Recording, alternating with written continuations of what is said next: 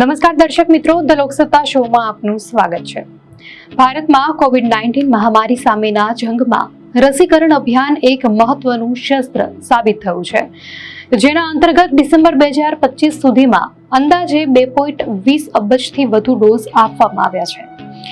જોકે છેલ્લા કેટલાક સમયથી યુવાઓમાં હાર્ટ એટેક અને અચાનક થતા મૃત્યુને લઈને સોશિયલ મીડિયાથી લઈને સામાન્ય ચર્ચાઓમાં કોવિડ વેક્સિન સામે સવાલો ઉઠી રહ્યા હતા।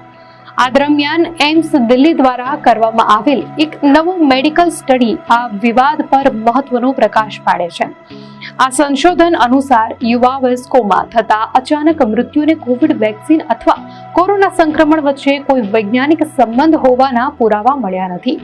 ઇન્ડિયન જર્નલ ઓફ મેડિકલ રિસર્ચમાં પ્રકાશિત આ અભ્યાસમાં સ્પષ્ટ કરવામાં આવ્યું છે કે અકાળે થતા મૃત્યુ પાછળ હૃદય સંબંધિત જૂની બીમારીઓ અને ધમનીઓમાં બ્લોકેજ જેવી સમસ્યાઓ વધુ જવાબદાર છે। એમ્સના પેથોલોજી અને ફોરેન્સિક વિભાગે 1 વર્ષ સુધી કરેલી તપાસમાં જાણવા મળ્યું કે યુવાઓમાં થતા મૃત્યુમાં 2/3 કિસ્સાઓ હૃદયની બીમારીઓને કારણે હતા, જેમાં મુખ્યત્વે નસોમાં 70% વધુ બ્લોકેજ જોવા મળ્યું હતું। આ ઉપરાંત ન્યુમોનિયા અને ટીબી જેવી શ્વાસની બીમારીઓ પણ અન્ય મોટું કારણ બનીને સામે આવી છે।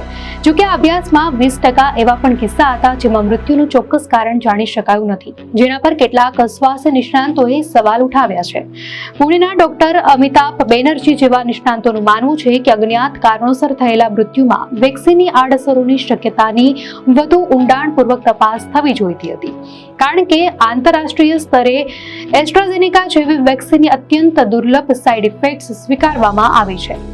તો બીજી તરફ દિલ્હીની સર ગંગારામ હોસ્પિટલના ડોક્ટર મોહસિન વલી જેવા તબીબો આ વાત સાથે સહમત છે કે આપણે વેક્સિન પર દોષારોપણ કરતા પહેલા યુવાઓની બદલાતી જીવનશૈલી તરફ જોવાની જરૂર છે। નિષ્ણાંતોના મતે વર્તમાન સમયમાં 3S એટલે કે સ્ટ્રેસ, સ્લીપ અને સ્મોકિંગ યુવાઓના હૃદયને નબળું પાડી રહ્યા છે। આ પરિબળોને કારણે હૃદયમાં એથેરોસ્ક્લેરોસિસ જેવી સ્થિતિ સર્જાય છે, જેમાં ધમનીઓની દિવાલો પર ચરબી જામવા લાગે છે અને લોહીનો પ્રવાહ અવરોધાય છે। યુવાઓમાં છાતીમાં દુખાવો, અચાનક પરસેવો વળવો, જડબા કે ડાબા હાથમાં દુખાવો થવો અને સામાન્ય ચાલવામાં પણ હાફ ચડવો એ હૃદય રોગના પ્રારંભિક લક્ષણો હોઈ શકે છે, જેને નજર અંદાજ કરવા જોખમી સાબિત થાય છે। વૈશ્વિક સ્તરે WHO હજુ પણ વેક્સિનને સુરક્ષિત ગણાવે છે અને અનેક દેશોમાં આપવામાં આવેલા ડોઝમાં કોઈ મોટા જોખમો દેખાયા નથી।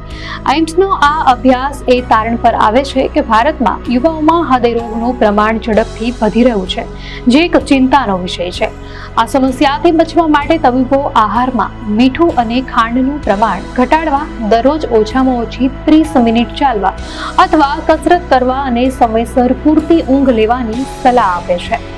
આ વૈજ્ઞાનિક તપાસ એ વાતની પુષ્ટિ કરે છે કે ભલે વેક્સિન સામે શંકાઓ સેવાતી હોય, પરંતુ વાસ્તવિક દુશ્મન આપણી આધુનિક જીવનશૈલી અને તેના કારણે થતી હૃદયની બીમારીઓ છે, જેને નિયમિત હેલ્થ ચેકઅપ અને સંતુલિત જીવન દ્વારા રોકી શકાય છે।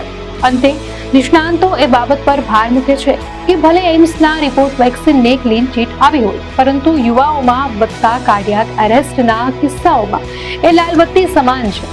ભવિષ્યમાં આવા અચાનક મૃત્યુને અટકાવવા માટે માત્ર તબીબી સંશોધનો જ નહીં, પરંતુ સામાજિક સ્તરે પણ સ્વાસ્થ્ય પ્રત્યેની જાગૃતિ વધારવી અનિવાર્ય છે। ખાસ કરીને વર્ક લાઈફ બેલેન્સ જાળવવું અને પ્રોસેસ્ડ ફૂડથી દૂર રહેવું એ આજના સમયની સૌથી મોટી જરૂરિયાત છે।